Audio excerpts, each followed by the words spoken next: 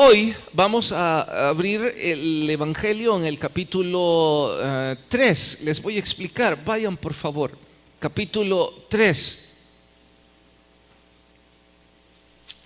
¿Lo tienen? Vamos a leer el verso 1 en adelante, pero no sé si alguien tiene algo que preguntarme antes de yo empezar a leer. Capítulo 3. ¿Alguien tiene alguna inquietud? Por favor, levante la mano. Sí, hermano. ¿Y qué pasó con el 2? Si no lo hemos estudiado. Gracias, hermano. Y eso me anima a saber que hay algunos estudiantes serios. Los que no saben ni dónde, ni la Biblia han traído, que van a andar sabiendo. En fin, les explico por qué no voy a estudiar aún el capítulo 2. El capítulo 2 habla entre negrillas o en negrillas, dice la visita de los magos. ¿Sí lo están corroborando? Bueno, el capítulo 2 habla sobre el nacimiento de nuestro Señor Jesucristo. Y a propósito pensé que era mejor dejar ese capítulo hasta la víspera de Navidad. Hablar ahora sobre los magos y sobre el nacimiento de nuestro Señor, pensé que era un poco más atractivo dejar eso para los días de diciembre. Por ello, voy a saltar el capítulo 2, me disculpo y explico a los que sí están estudiando verso por verso. Los que no, adivinen lo que viene. Así como cuando estábamos en la escuela, que los que estaban sentados en la última fila nunca supieron si se trataba de matemáticas o de inglés, porque igual no entendían nada. Pero los que sí, vamos a dejar pendiente el capítulo 2. Bien, ahora vamos entonces al capítulo 3. Antes de empezar a leerlo, les quiero explicar. Entre el capítulo 2 y el 3 hay 30 años, Han transcurrido 30 años entre el capítulo 2 y el 3. Eso significa que en el capítulo 3 nuestro Señor ya tiene 30 años y desarrolló su niñez y su adolescencia y juventud como el hijo del carpintero. Ahora, en el capítulo 3 es el momento de comenzar su ministerio público. No significa que no obró milagros antes, no significa que su ministerio no comenzó antes, solo significa que en el capítulo 3, cuando cumple 30 años, se da a conocer. Bien, ¿qué es lo que había sucedido al principio del Evangelio? Les expliqué que una de las curiosidades del productor de la serie de Chosen es que él pinta a Leví, Mateo, el que ha escrito este libro, como una especie o una derivación de autismo, y que eso se debe a que Mateo era un genio y que como un genio escribió cada detalle, pero con alguna razón y un propósito específico que es nuestro deber rasgar por debajo de la lectura. Bien, haciendo eco de ello, pensamos, describe el árbol genealógico. ¿Por qué? Porque ya les expliqué antes que el árbol genealógico certifica que nuestro Señor Jesucristo era judío, certifica que nuestro Señor Jesucristo tenía linaje sacerdotal y certifica que nuestro Señor Jesucristo también tenía linaje real. Así es que califica para heredero al trono, está en el linaje. Sin embargo, siendo Mateo una especie de genio, mientras registra, él decide, no es suficiente. Necesitamos más testimonios que certifiquen que Jesús es quien dice ser. Sí, ya sabemos que en su ministerio público lo ratificaría. Ya sabemos que los milagros certificarían que Él es el Mesías príncipe, pero como Él está siguiendo una cronología sistemática en honor a la monarquía, pues ya demostró que Él sí es parte de la monarquía. Ahora va a tomar cuando menos 3 que testifiquen, 3 que den testimonio de que Jesús es quien dice ser. Y por eso apela a 3 personajes importantes. El primero es Juan el Bautista. Que si este es importante, ¿y cómo no va a ser importante? Retomemos detalles. Está en el 3:16. Cuando digo retomemos detalles, estoy haciendo eco. ¿Qué se perdió desde Malaquías hasta Mateo? ¿Qué se perdió? Nomás uno levante la mano y dígame. A ver, Yoba.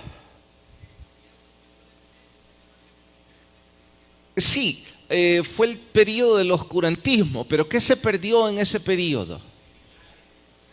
Se perdió el linaje mesiánico. ¿Y qué más se perdió?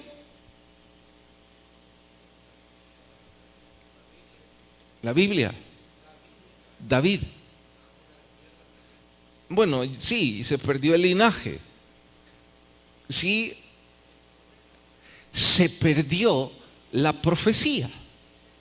No hubo más profetas anunciando nada de parte de Dios. Así es que para certificar que el sistema espiritual vuelve a la vida, entonces Mateo dice se necesita el testimonio de un nuevo profeta. ¿Por qué? Porque la profecía advertía que el Mesías príncipe necesitaba un anunciador. No existía ningún rey sin un heraldo. No existía ningún príncipe sin quien lo anunciara. Y por ello, Mateo toma el testimonio de ese nuevo profeta. Muchos decían que este profeta era Elías, porque la profecía dice que Elías debe volver. Aún hoy día los estudiosos no están del todo de acuerdo si en efecto la profecía se refería a que Juan el Bautista sería una especie de réplica de Elías, o esa profecía se refiere al Elías que vendrá en los últimos días. No sabemos, pero que actúa como el más grande profeta del Antiguo Testamento, sin duda. Su forma de vestir, su forma de vivir, su forma de hablar, su anunciación, todo califica a que Juan el Bautista era el Elías que esperaban. Ahora, hay otro detalle más que interesante. El pueblo consideraba a Juan el Bautista un profeta. El pueblo rechazaba la monarquía herodiana, pero no rechazaba a Juan el Bautista. Todo lo contrario, lo respetaban, lo escuchaban y lo seguían. Juan el Bautista tenía muchos discípulos. Así que lo que Juan el Bautista tenía que decir, todos lo escucharían. Así es que atinadamente Mateo toma el testimonio de Juan el Bautista. Perdón, aquí me equivoqué, no es 3:16, es 3 del 1 al 5. Luego toma el testimonio del Espíritu Santo. Ya ustedes lo verán, y eso sí está en el 3:16. ¿Qué es lo que el Espíritu Santo dijo respecto a este hijo de carpintero que estaba tomando protagonismo en el espectro religioso? Y finalmente, la opinión del Padre. Bien, no estoy intentando dividir el capítulo 3. Sin embargo, si yo quisiera tomar un método o tomar una metodología para estudiar cada capítulo. Y si esa metodología fuera bosquejar el capítulo, no siempre es sabio, no siempre se debe hacer, pero esta vez puedo hacerlo y ya lo hice. Ya les expliqué en qué consiste el capítulo 3. El capítulo 3, Mateo, de forma científica, digo científica porque está siguiendo el método científico, observación, establecer hipótesis y luego leyes. Está diciendo dentro de ese método académico, bueno, necesitamos certificar que Jesús es quien dice ser, y para eso apelemos a 3 testimonios, y qué mejor que el profeta que ahora está allí, qué mejor que el Espíritu Santo y qué mejor que el Padre. Así es que lo que nosotros hoy vamos a ver son las credenciales de nuestro Señor Jesucristo, tomadas de 3 testigos. Nuestro sermón, credenciales del Señor. Capítulo 3, verso 1, ahora sí leen conmigo, por favor. Y dice, en aquellos días vino Juan el Bautista, predicando en el desierto de Judea y diciendo, hasta aquí llegamos, por favor oren conmigo y pidamos la guía del Señor. Padre, te agradecemos que estar en tu casa y la necesidad de estudiar tu palabra. Buen Dios y Señor, cómo desearía que tu Espíritu Santo obrara un milagro y la mayor parte de los presentes sintieran pasión por estudiarla, sintieran pasión por seguirla y por tomar el desafío de estudiar verso a verso. Mi deseo surge en que tu palabra promete que nunca va a regresar vacía, y has cambiado mi vida, obras milagros, al punto de yo preguntarme que si tu gracia no estuviera en mi mente y corazón cada día, ¿qué sería de mí? Si aún así hago cosas y pienso cosas y me deprimo, ¿qué sería sin tu gracia, Señor? No sé cuántas personas aquí, para ellos la parte espiritual de sus vidas es nada más este ratito. Y aún con el ímpetu que pueda yo gritar, no despiertan en su corazón la necesidad de estudiarla mejor. Por favor, obra un milagro y háblanos. Te lo pedimos en el nombre de Jesús, nuestro Salvador. Amén. Bien, ¿cómo vamos a desarrollar este capítulo? Bueno, diría yo que desglosemos cada numeral romano. Así es que, haciendo eco de ello, preguntemos a la Escritura cuál es el testimonio de Juan el Bautista. Si su interés es dar el testimonio, bueno, vamos a sugerir que empecemos con su mensaje. ¿Cuál era el mensaje de este profeta? Además de su mensaje, preguntémosle con qué autoridad él da ese mensaje.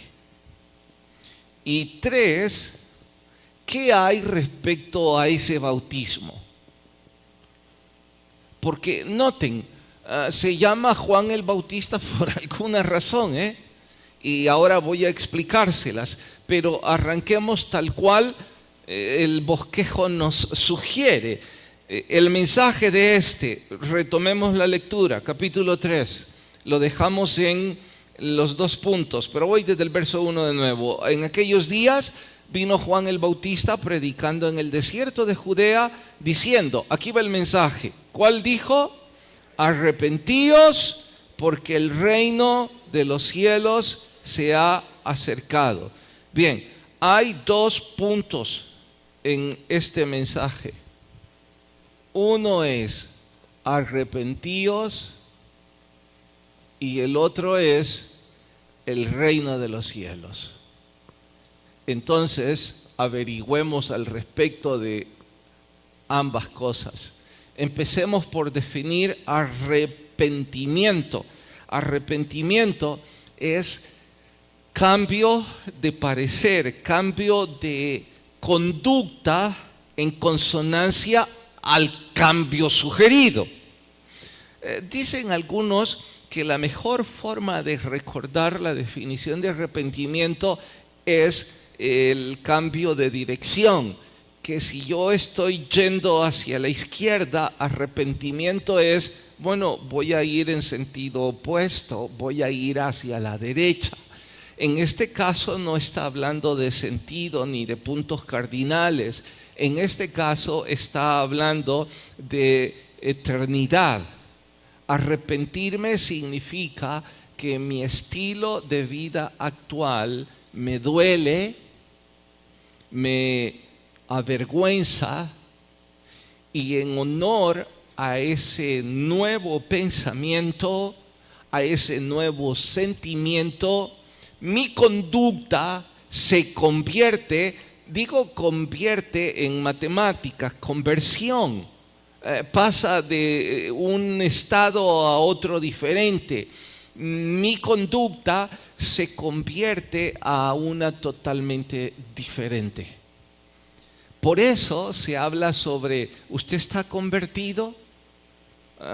Cuando se habla de recibir al Señor Jesucristo. Nadie puede tener intimidad con nuestro Señor si no estamos arrepentidos de nuestra vieja vida.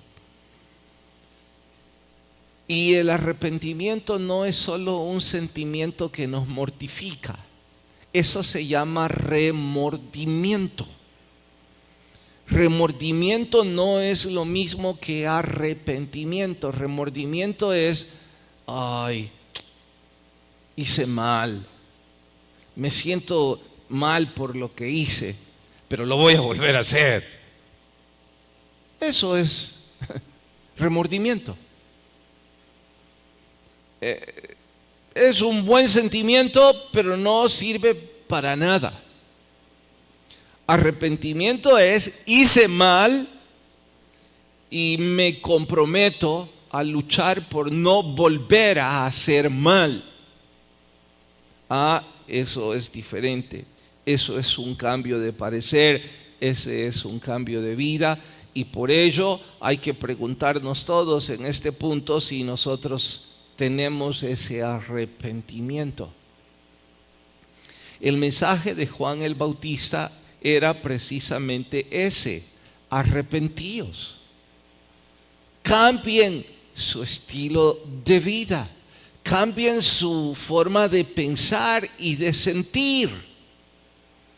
Y sabe que esta es la razón por la que muchos publicanos y pecadores se convirtieron, en contraste a que una gran cantidad de religiosos no. Cuidado, no dije que todos los religiosos no se convirtieron, dije que muchos no. ¿Por qué sucedió eso? Porque los publicanos se sabían a sí mismos pecadores. Los publicanos, las prostitutas y cualesquiera, dice el Evangelio, esos dos como mencionando, en este esquema de vida equivocado, los dos peores pecados los consideran los publicanos y las prostitutas. Así que ahí califica cualquier pecado. Pero si queremos hablar del extremo, este es el extremo. Bueno, pues el asunto es que por esa razón muchos de los que estaban en la lista de los pecadores se convertían. ¿Por qué? Porque ellos se sabían pecadores. No necesitaban ser cuestionados o convencidos de que estaban haciendo mal. Ellos reconocían su error. Los religiosos en este listado no se consideraban cerca de los publicanos. Ellos se consideraban aquí, casi cerca del cielo. Por supuesto que ese pecado para nuestro Señor es todavía peor que los publicanos. ¿Por qué? Porque es una arrogancia religiosa que los vuelve amadores de sí mismos, que los vuelve orgullosos, que les hace ser egoístas y pensar en sí mismos y no pensar en los demás. Por esa razón los fariseos, los saduceos, los escribas, nuestro Señor les reprochó y les dijo sepulcros blanqueados. Son como, entendamos un sepulcro blanqueado. Si usted va a nuestros cementerios, digo nuestros porque no sé en los demás países, el 3 de noviembre en nuestro país usted visita los cementerios de nuestro país y si no todos, una gran parte de ellos son jardines inundados de rosas y flores bellísimas. Y los sepulcros están blanqueados, están recién pintados.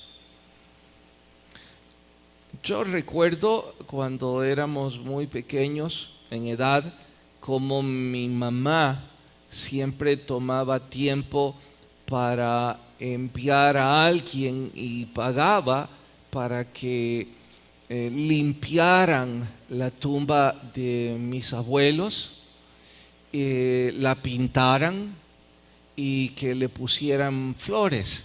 Y el 2 de noviembre era religioso compromiso asistir al cementerio. ¿Por qué nuestro Señor hizo énfasis a eso? Porque ¿qué hay debajo de ese sepulcro blanqueado? Hay putrefacción, hay pudrición, hay gusanos, hay tierra. Por ello, nuestro Señor dijo que los religiosos eran como sepulcros blanqueados, porque por fuera parecían piadosos, pero por dentro su orgullo era pudrición y que necesitaban arrepentirse.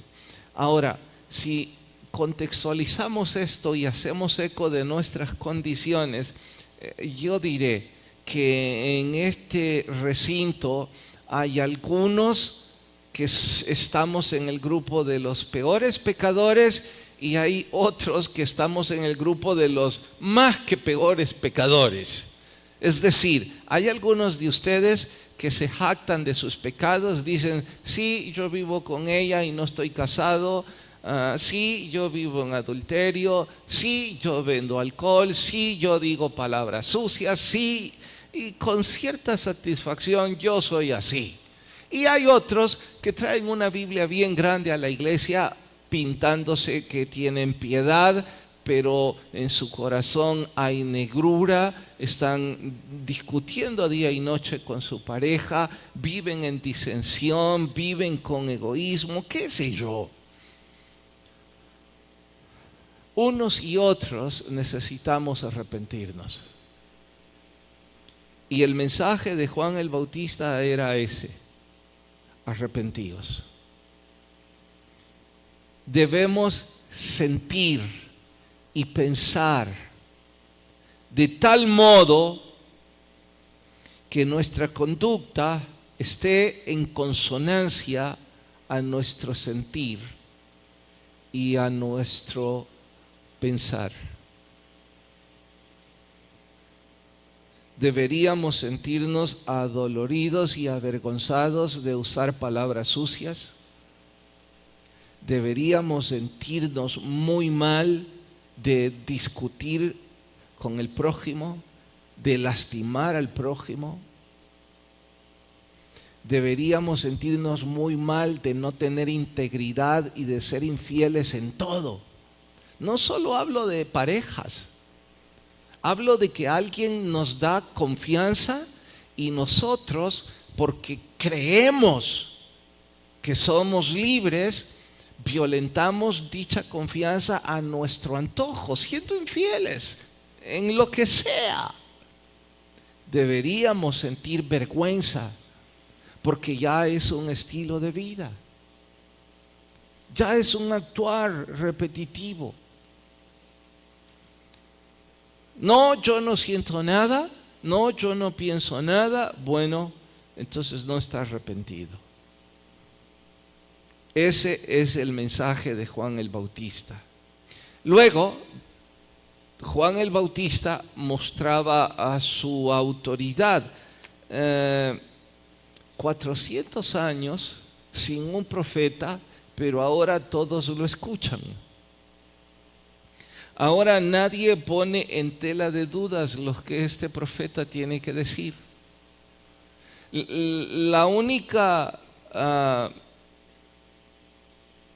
inquietud es si él es Elías o él tiene el espíritu de Elías. Pero que él es autoridad espiritual en el pueblo, nunca nadie lo puso en discusión. Imaginen, qué detalle más curioso. 400 años, no hay profeta. ¡Pum! De pronto aparece Juan el Bautista y todos lo respetan como profeta. Y una vez más, ¡pum!, desaparecen los profetas. No hay otro después de Juan el Bautista. Y Juan el Bautista trajo un mensaje: arrepentíos. Pero no quieren creer en el mensaje de Juan el Bautista. ¿Por qué? Bueno, me salté a propósito el segundo punto del mensaje.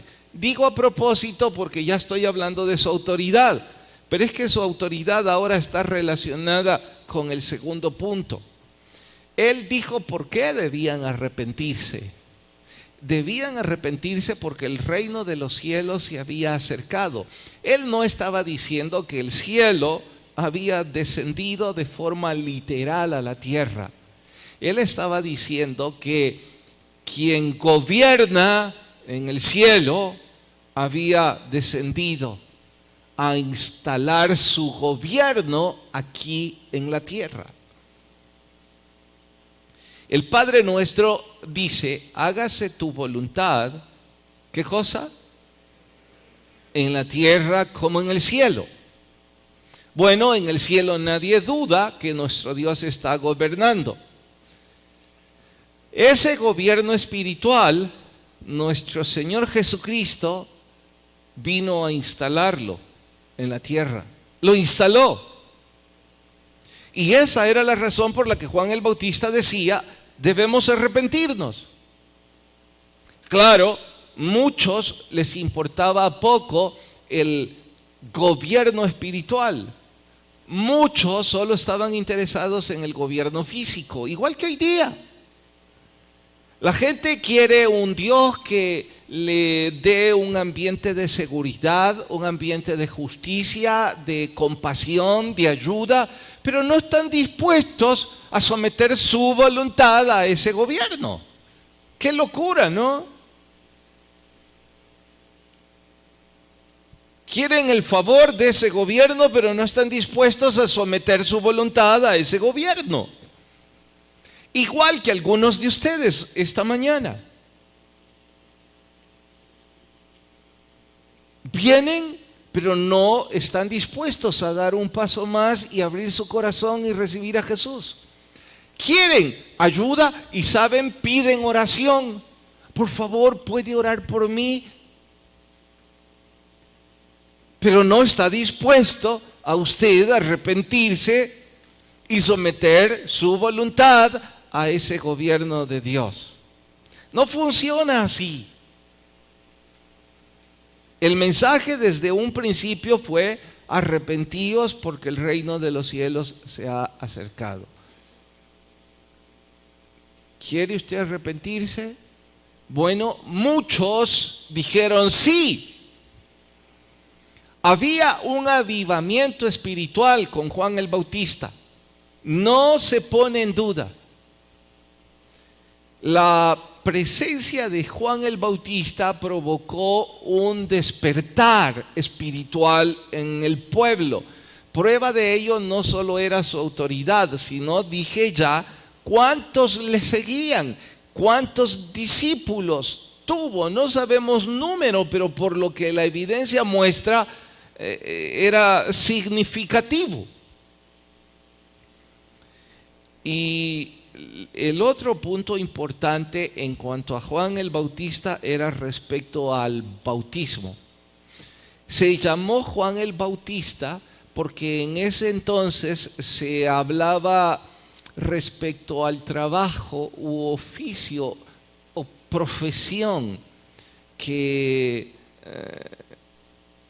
cada persona practicaba. Déjenme citar ejemplos. Pedro el pescador, José el carpintero,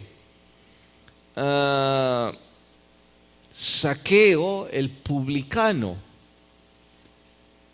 Lucas el médico, Juan el Bautista. Entonces entendamos qué significa bautista. Me encanta porque estoy haciendo eco de mi apellido. Bautista significa sumergir, pero viene desde el Antiguo Testamento y apela al ritual de limpieza espiritual. ¿Qué es limpieza espiritual?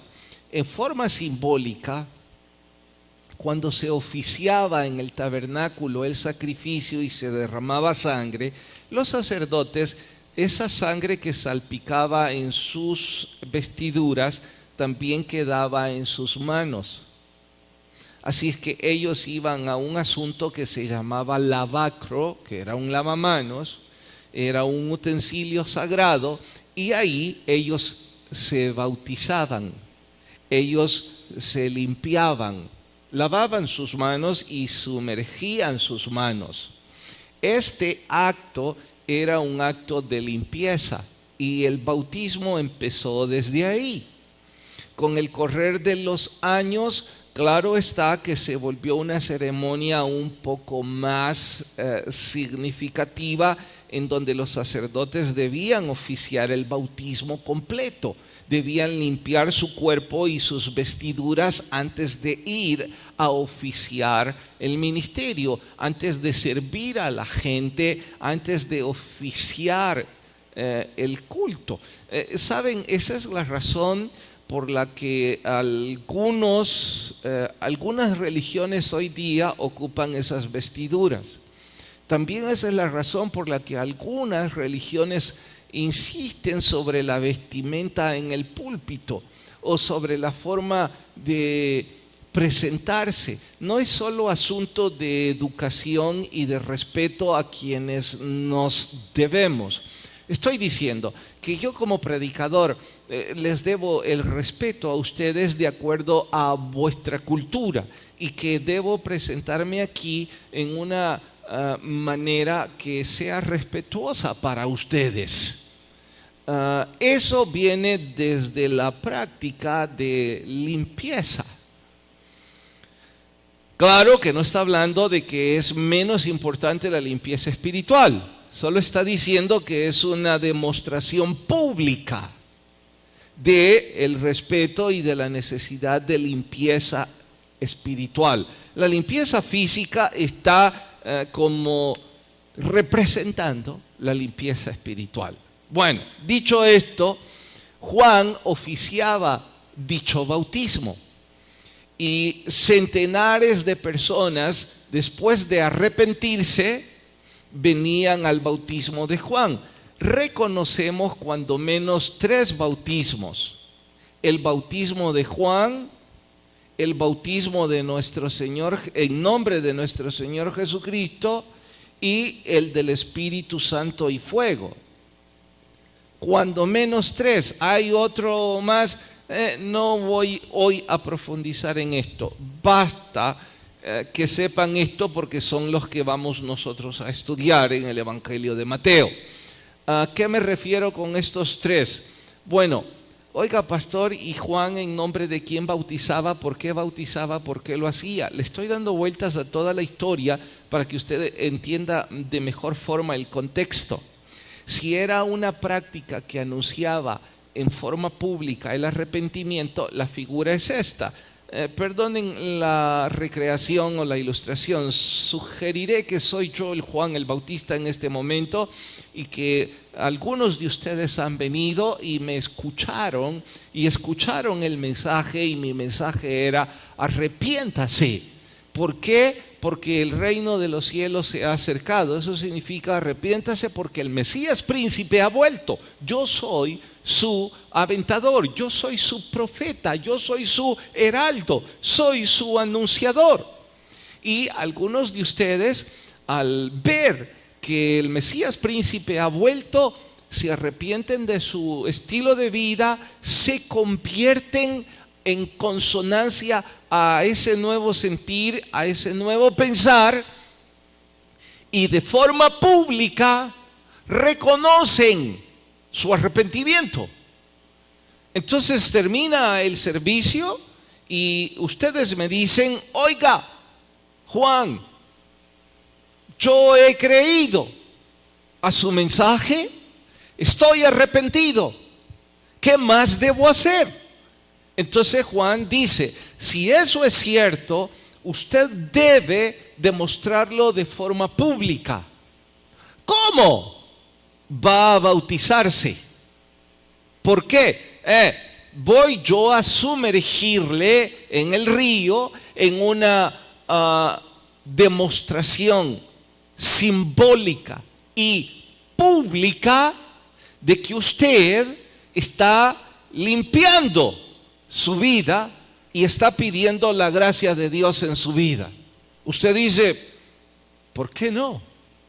Sin dejar de mencionar que era una práctica conocida por el ritual en el tabernáculo. Así que esa es la razón por la que muchos venían al río a que Juan el Bautista los sumergiera e hiciera la demostración pública de la fe de estos. Pregunto, ¿me he dado a entender? ¿Sí, amén o no amén? Bien, ese es el bautismo de Juan. ¿Cuál sigue? El bautismo de nuestro Señor Jesucristo. ¿Es diferente? Sí. Al final es prácticamente el mismo simbolismo, pero hay algunos atenuantes que por cuestión tiempo no los vamos a abordar hoy. Los vamos a abordar, déjenme ver. Vayan conmigo, por favor, al versículo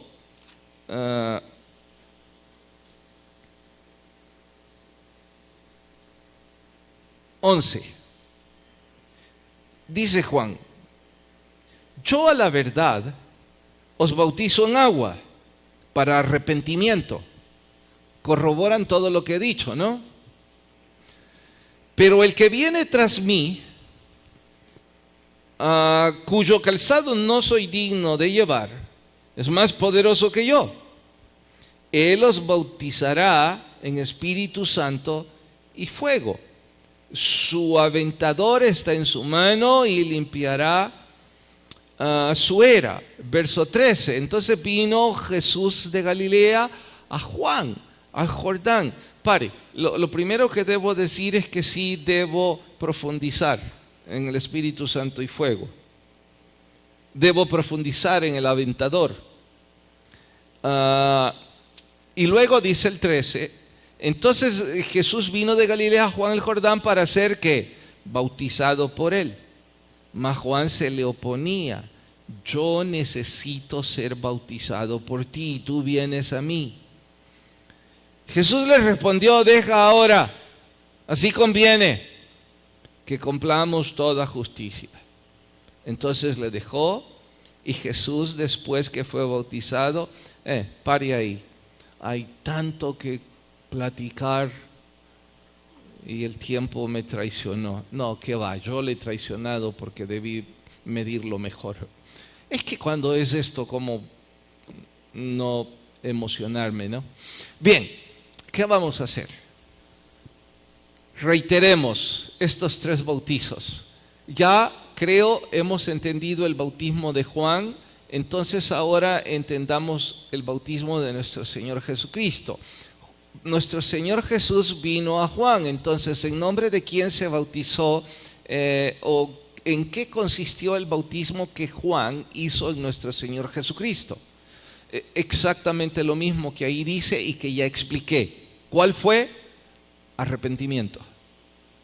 Eso es exactamente lo mismo. El bautismo de Jesús cambia únicamente en el nombre y el significado. ¿Cómo así? En aquel entonces era la limpieza pública de mis pecados. El bautismo de Jesús también es la limpieza pública de mis pecados, pero se le agrega algo nuevo. ¿Qué es eso nuevo? Está en Romanos 6:4, para los que toman nota. Romanos 6:4. ¿Qué es lo que se agrega? Allí explica Pablo en Romanos 6:4 el significado del bautismo en el nombre del Señor Jesucristo. Después de que Juan el Bautista oficiaba esto, empezó a oficiarse después de la muerte y resurrección de nuestro Señor el bautismo también. Y también era la representación pública de mi arrepentimiento. Pero ahora ya no solo se mencionaban mis pecados, sino que después de la muerte y resurrección de nuestro Señor Jesucristo era mi aceptación pública de creer en la muerte y resurrección de nuestro Señor Jesucristo. De modo que el bautismo de nuestro Señor Jesucristo es lo mismo de Juan, con el atenuante, con el extra de que ahora en mi confesión, en mi profesión de fe, le sumo, sí, arrepentimiento por mis pecados, pero le sumo mi creencia en que Jesús murió y resucitó, y que yo me identifico con su muerte y con su resurrección. Que yo creo que cuando voy a las aguas muero, me sepultan, cuando me sumergen me están sepultando a mi antigua vida, y que cuando estoy saliendo estoy resurgiendo, resucitando a una nueva vida en Cristo Jesús. Esa es la razón por la que los pastores, cuando ofician el bautismo, decimos, ¿cuál es su nombre? El que está allí en la pila dice Antonio, y nosotros preguntamos, ¿usted es salvo? Responden sí. ¿Sabe por qué preguntamos salvo o no? Porque debemos asegurarnos si está arrepentido. Quizás mejor deberíamos preguntar, ¿está arrepentido de su vieja vida? ¿Cree en Jesús como su Dios? De hecho, creo que yo voy a cambiar eso cuando bautice. ¿Cree en Jesús como su Dios? ¿Cree que Él resucitó? Y ellos pues responden esas preguntas y confirman su fe. De forma pública ellos están identificándose con Cristo en su muerte y en su resurrección. Y por ello el pastor dice, bien, ahora que usted ha hecho la profesión de fe correcta, entonces por favor tape su nariz y le dice este servidor, Antonio, en el nombre del Padre, del Hijo y del Espíritu Santo, porque así era el bautismo, ya lo verán más adelante, yo te bautizo, muerto con Cristo, yo te sumerjo, significa. Muerto con Cristo, la figura de que está siendo sepultado. Y su vieja vida queda ahí y queda limpiado. Y cuando sale, resucitado a una nueva vida. Ese es el bautismo. ¿Y qué es el bautismo en Espíritu Santo y fuego? Lo explicaré después porque ni en broma el tiempo me va a dejar. es que debo en este punto hacer 2 o 3 preguntas más respecto al bautismo nuestro, porque pienso es un buen momento para hablar de eso.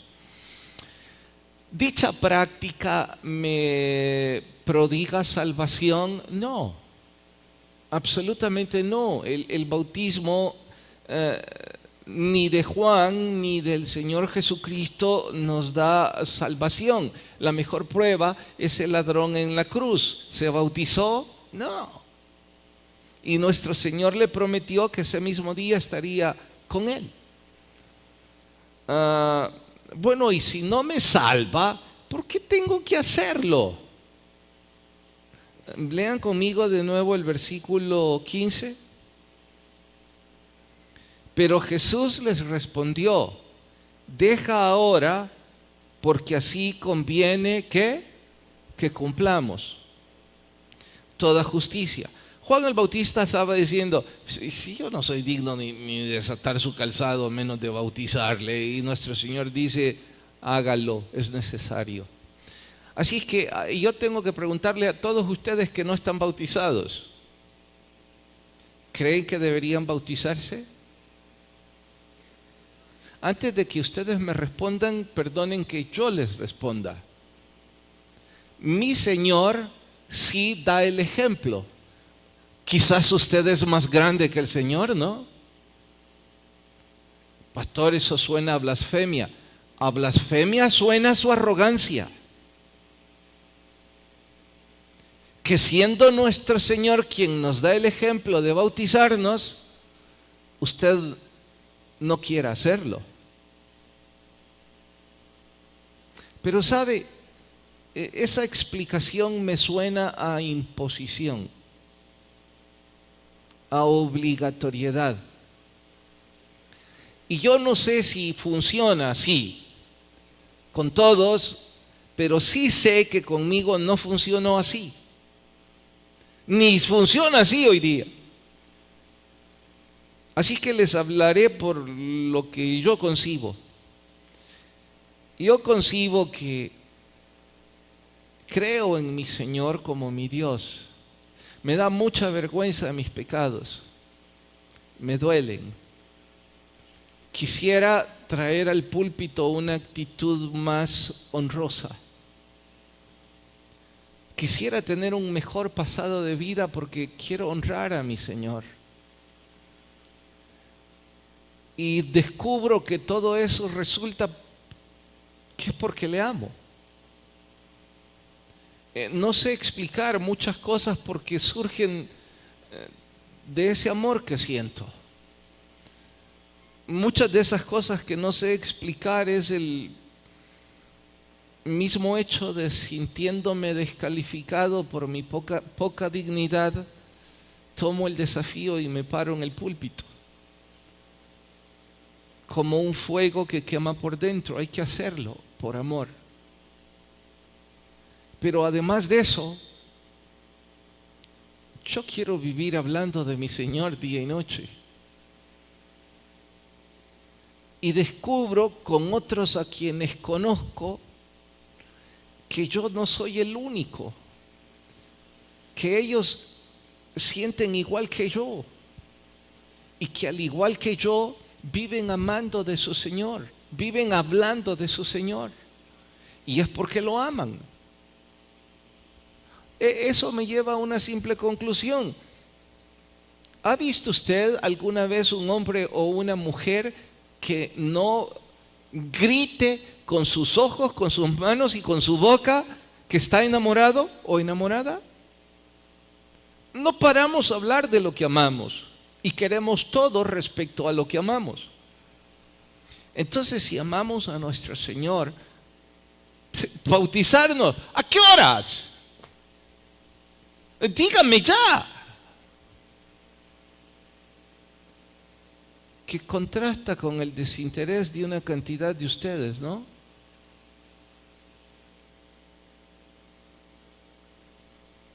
El colmo, algunos de ustedes están esperando sentir, están esperando que suceda algo sobrenatural,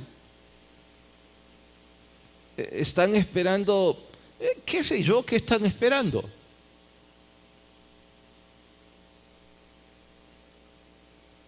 La fe no es por sentir cosas, la fe es por oír su palabra. Y su palabra dice que hay que hacerlo. La fe viene por el amor que surge leyendo su palabra. Usted quiere sentir algo, póngase debajo del ventilador, va a sentir un viento. Y después bautícese. Pastor, eso es ridículo. Ridícula es la actitud que usted toma, de indiferencia y de insolencia ante nuestro Señor. ¿Por qué? Porque yo no debería estar aquí motivándolos, si es un enorme privilegio. Es lo menos que deberíamos hacer para honrar a nuestro Señor, correr a las aguas del bautismo. Que por cierto, ¿cuándo hay, Efra? ¿No sabes? No sabe, Efra. Balta, ¿dónde estás? Tampoco, se fue al mundo. Él dice que entra al culto, pero ya ven que no. Uno dormido y el otro fuera. ¿Cuándo hay bautizos? La última semana de diciembre. Oh, wow. Gracias. Puedes ir al mundo otra vez. Ay, ya se me acabó el tiempo.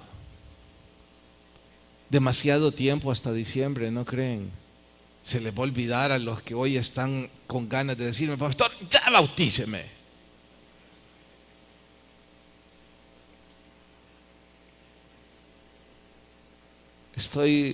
Si hubiera enseñado esto hace 20 años, diría, el próximo domingo hay bautizos.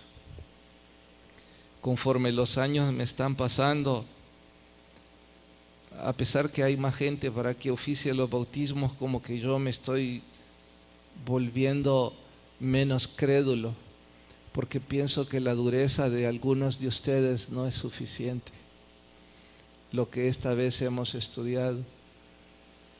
Y sus corazones son como una piedra y que no están dispuestos a honrar a su Señor.